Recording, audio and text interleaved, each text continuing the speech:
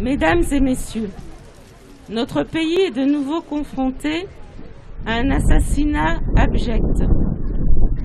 Ce crime odieux contre un enseignant de la République a été perpétré par un individu dont l'enquête dira si la radicalisation et le passage à l'acte ont été nourris par un environnement propice, dont l'enquête dira si ce jeune homme a eu des complices. Depuis plusieurs années, des citoyens sont victimes d'attentats ignobles qui n'épargnent personne. Écoliers, journalistes, policiers, militaires, hommes ou femmes, jeunes ou seniors, athées ou croyants. Les attentats peuvent être commis par des étrangers à notre enseignement, à notre histoire, mais aussi par nos concitoyens.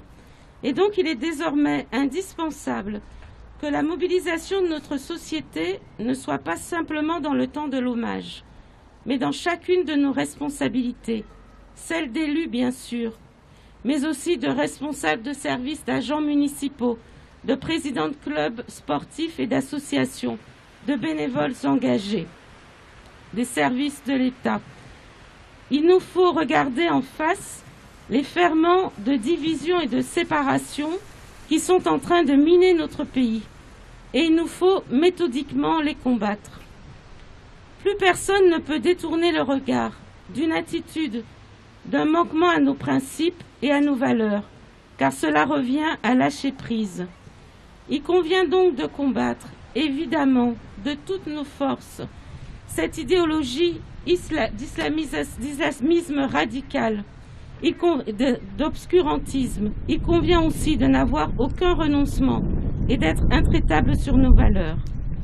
En assassinant Samuel Paty, professeur des collèges, et je salue les enseignants et principaux ici présents, c'est chaque citoyen qui est atteint et affecté, c'est chaque citoyen qui est endeuillé.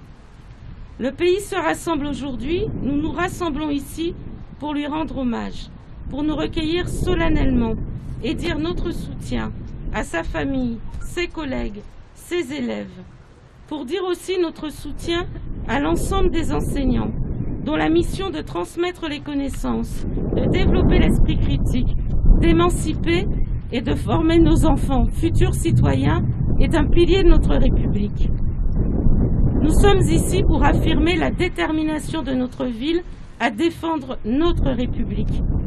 Il en est de la responsabilité de la nation tout entière, de chaque citoyen, de réaffirmer sa volonté de défendre notre cohésion républicaine, de faire bloc contre les séparatismes, contre les obscurantismes, contre les fracturations dont se nourrit le terrorisme.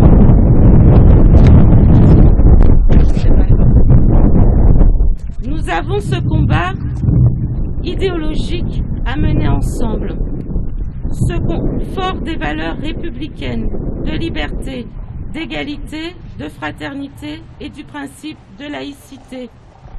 C'est un réel combat, chers amis, que nous avons à mener. Et Jean Jaurès nous disait déjà que laïcité de l'enseignement, progrès social était indivisible et qu'il fallait lutter pour les deux. La démocratie, la laïcité, ciment de notre pays commun, ne seront pas fissurés ou abattre par quelque fascisme que ce soit, par cet islamisme radical et obscurantiste. Nous serons offensifs pour défendre la liberté d'expression. Dans cette épreuve, les Baudets disent leur condamnation absolue de ce crime monstrueux. Ils disent aussi leur vigilance devant toute tentation d'instrumentalisation. Je le sais avec vous, cet acte barbare va conforter notre indéfectible attachement aux valeurs républicaines universelles pour lesquelles tant de générations de par le monde ont lutté et pour laquelle tant d'êtres humains luttent encore aujourd'hui. Comme dans d'autres périodes de notre histoire, nous affronterons la situation avec unité, conviction et détermination. Les élus municipaux de Vaux-en-Velin, les acteurs de la ville et les citoyens répondront présents. Notre ville, à son échelle, poursuivra et amplifiera son engagement, matérialisé entre autres par le plan de lutte qu'elle porte contre le racisme, l'antisémitisme et les discriminations. Ce plan se développe en interne de notre collectivité, au sein de notre tissu associatif, auprès des écoliers, collégiens et lycéens de notre ville. Et je vous le redis avec force, nous continuerons à l'amplifier, à le développer, parce qu'il me semble essentiel. Ces circonstances dramatiques montrent aussi toute l'importance de nos services publics territoriaux ou d'État et de leurs agents. Ils sont en première ligne. Nos services publics sont le socle de notre cohésion, les garants de nos libertés. Et donc j'appelle les citoyens baudais, quelle que soit leur histoire personnelle, à s'unir autour de la République universelle, à s'unir autour des valeurs de la République. Et je vous invite à observer un temps de recueillement et de silence à la mémoire de Samuel Paty.